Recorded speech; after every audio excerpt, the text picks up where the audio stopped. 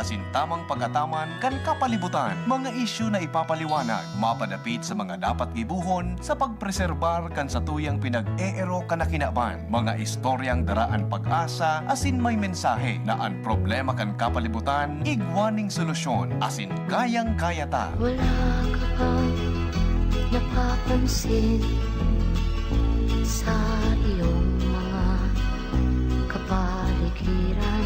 Boses kan kapalibutan. Boses kan kapalibutan. Ika, ako, asin kita gabos. Kaya niya to napakarahayon ang sa tuyang pinag-eerokan na luway-luway ng nadadanyaran. Kayang-kaya ta ini kung kita sarabay na magtatarabangan sa paagi kan pagdango kan boses kan kapalibutan.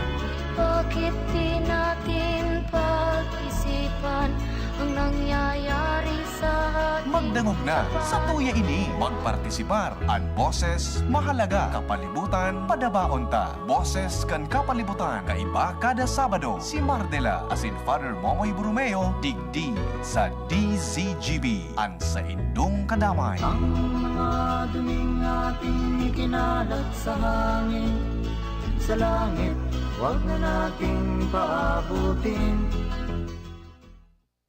Call has been observed. Na pakilala na po ang lahat ng speakers and my fellow speakers and the officers and members, faculty of Sorsogon State University, and all the other personalities and dignitaries in this wonderful forum for today. So if I may now start. So I give you the usual greetings that I always say to my fellow bamboo advocates and passionates, and to all the certified kawayan passionistas and bambuangs. Magandang umaga po sa inyong lahat and bambuhay. Well, September is a special month for all of us here, for it is Bamboo Month in the Philippines. We just celebrated World Bamboo Day with a nationwide bamboo planting. I am privileged to be invited in this forum and give some updates on our bamboo industry. I am looking forward to joining hands in increasing awareness and understanding the ecological, economic, and climate-related importance of the bamboo. How the Sorsogon State University can contribute to the promotion of sustainable resource management and strengthen the bamboo-based livelihoods in Castilla, and furthermore, contribute in reducing climate-related risks in many vulnerable communities this part of the country. The next slide, please. Bamboo is often seen as just another plant, but it's so much more than that. It's a game changer for our economy, our environment, and our communities.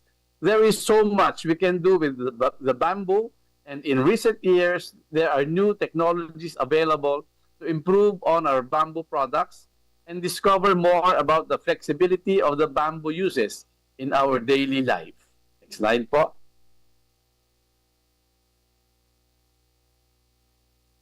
According to INBAR, the global value bamboo output is recorded at $70 billion and is projected at $93 billion by 2027.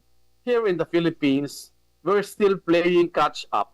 Our potential for bamboo target is estimated to be $150 million. Next slide, please. The global value of bamboo commodities in 2022 is estimated at $3.6 billion. The chart shows that Asia is the largest bamboo exporting region in the world. Total export value of bamboo in Asia is 83.5% of the total global value of bamboo exports, and that is like $3 billion. Europe accounted for 11% of the total global value, or $395.5 million. Next slide po. INBAR has listed top 10 exporters of bamboo commodities in the chart. China is the largest bamboo producer. Its exports valued at $2.9 12.7 billion or 75.1% of the global exports. The EU ranks second, accounting for 10.1% of the global exports.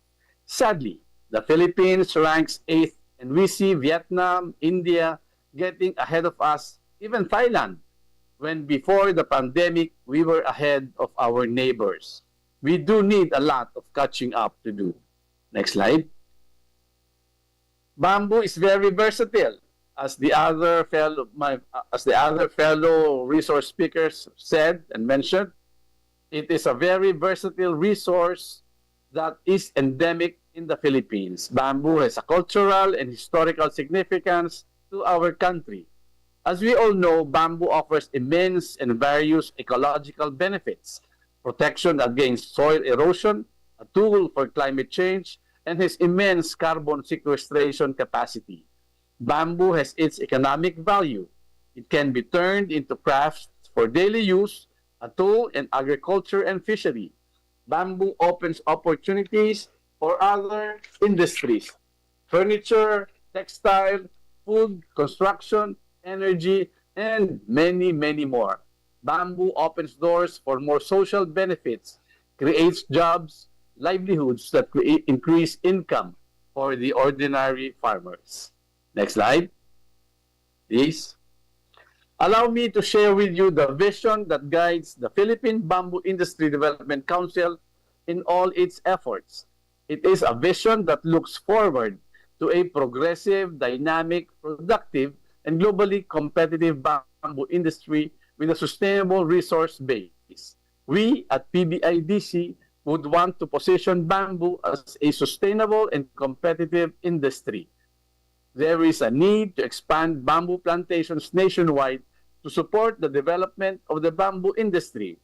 We need to strengthen research and development, innovation, and product diversification. We want to create jobs and support local communities. This vision mirrors the aspiration of the industry towards making bamboo a driver of green growth, livelihood, and climate resilience for the Philippines and beyond. Next slide po. The roadmap remains to meet its objectives of sufficient quality bamboo raw materials to establish a vibrant bamboo enterprises. There is a need to develop more bamboo-based communities. We ought to have a Bamboo Act in support of the bamboo industry.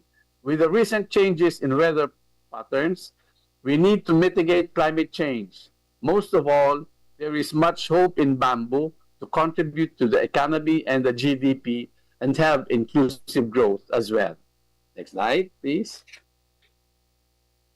We have the Philippine Bamboo Industry Development Council, PBIDC, composed of key national government agencies to shepherd the bamboo industry development since 2010. Even though we have no budget allocated under the GAA, we continue to provide the needed support to the industry and continue to advocate for the development of the industry and get support from all sectors of society. We continue to lobby with House of Representatives and the Senate and even to Malacanang for continued support for the bamboo industry. We are here in this forum because we know that the academe, such as the Sorsogon State University, can contribute to the bamboo industry's development. Next slide, please. Here are some significant government contributions to the development of the bamboo industry. The Department of Agriculture has declared bamboo as a high-value crop, and attention is given to bamboo by DA not only as food, but also as a raw resource for high-value products like construction materials, energy source, and a great export product that can boost our international trade. The Department of Environment and Natural Resources has included bamboo in its Enhanced National Greening Program. ERDB is supportive of providing bamboo planting materials and research and development. DTI has established shared service facilities all over the country. More has to be added. Next slide. DOLE is mobilizing TUPAD for planting bamboos and managing them, especially on riverbanks, idle lands, and the municipal bamboo nurseries. DILEEP provides funds for bamboo livelihoods projects. DOST has in place its bright map to do for one inventory of bamboo resources in the country and data gathering. PTRI has developed bamboo fibers and improving the technology. They have the Kawayan program. Next slide. The DTI, the National Industry Cluster Coordinator, reported that we have 69 active bamboo regional and provincial councils. A total of 1,910 bamboo MSMEs are scattered all over the country. We have 105 registered nurseries. The DTI has spread 156 shared service facilities all over the nation, the country. Next slide.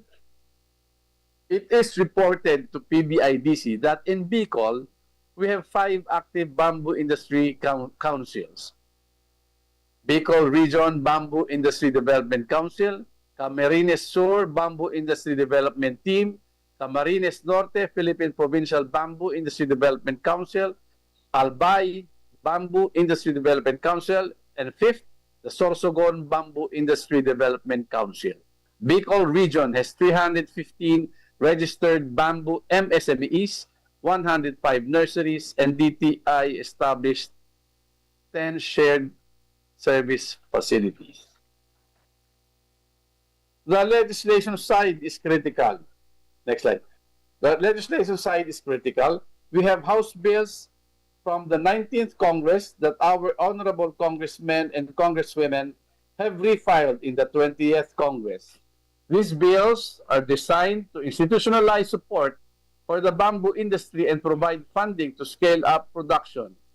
We need to push for their passage if we want to see real change. Next slide, please. We have more House bills waiting for legislation at the House of Representatives. We have House Bill 157, authored by Congressman Joman Alba, that will include bamboo as a sustainable material for construction. House Bill 159, also by Congressman Alba, mandates 25% of budget of the NGAs and LGUs to be allocated to furniture and fixtures made of bamboo. House Bill 1437, the Bamboo Philippines Act, creating the Philippine Bamboo Authority, authored by Congresswoman Aniela Tolentino. HB 337, known as the Philippine Bamboo Industry Sustainable Act, another bill refiled and authored by Cong Alba with Congresswoman Ana Veloso Tuason et al. Congressman Villapuerta et al. Also refiled their Bamboo HB 2398, the Philippine Bamboo Act. Next slide po. The bamboo industry faces some real challenges. First up, data. We don't have a clear picture of our bamboo resources because there's no comprehensive inventory system. This is where the Bright Map initiative comes in. It aims to map out our bamboo resources nationwide. On the policy side, we have supported bills in Congress, but we're still waiting for them to become a law. And then there's the issue of supply chains. There just aren't enough nurseries or processing facilities to meet demand. We also have to review our laws and amend the National Structural Code and the National Building Code to include bamboo as a construction material. We also need to update our national strategy. There is an urgent need to update the Philippine Bamboo Industry Roadmap to meet current changes in both domestic and international trends. Next slide po. Let's focus on what we stand to gain if we address these challenges. Bamboo isn't just good for the environment. It's great for business. We could be looking at creating thousands of jobs in rural areas. Take Bambuhay, for example. Bambuhay is a social enterprise that manufactures bamboo toothbrush and which decompose in 3 months. Bambuhay implanted a seed in every toothbrush handle so you can plant it and grow a tree. They have helped lift families out of poverty by turning bamboo into eco-friendly products like straws and toothbrushes. On the environmental front, bamboo can absorb up to 35% more carbon dioxide than trees, helping us fight climate change while generating income. The bamboo strong root system helps in soil stabilization and against erosion. Next slide, please. To succeed, we need all hands on deck. Government agencies, private enterprises, research institutions, academia, and civil societies. We have already seen great partnerships with the private sector and civil societies willing to establish community-based bamboo nurseries and plantations. But we need to do more to ensure the country's growth. Government cannot do it alone. Next slide. The Philippine Bamboo Industry Development Council, or PBIDC, is deeply appreciative of the Asian Development Bank's initiative in providing technical assistance through TA 10470 REG. This grant strengthens our shared vision of harnessing bamboo as a catalyst for green growth and climate action. We are glad to have ADB as a partner in advancing sustainable development and in empowering bamboo as a strategic resource for climate resilience and inclusive growth. Next slide po.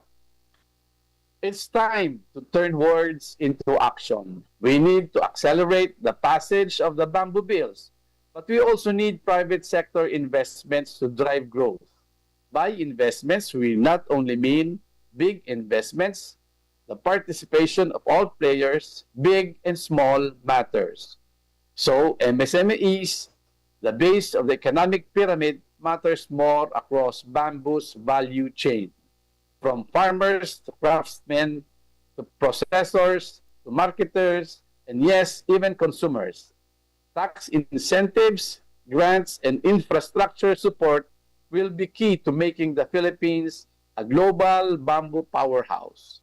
Together, we can make Sorsogon and Bicol as bamboo hubs. Next slide. And so, in closing, I now greet you all. Happy Bamboo Month. And our theme for this year, Pamanang Kawayan, kalikasan, kabuhayan, kaunlaran sa kinabukasan para sa bagong Pilipinas 2025. Together, let's make Sorsogon and Bicol bamboo hubs. Bambuhay! Bambuhay sa ating lahat. Bambuhay sa Sorsogon. Maraming salamat po. Radyo Balagon ka ito, DZGB ngunyan, anainot pirming nanginginutan, always number one, DZGB, 729 kHz, enot sa Bareta, enot sa Gabos. Halik sa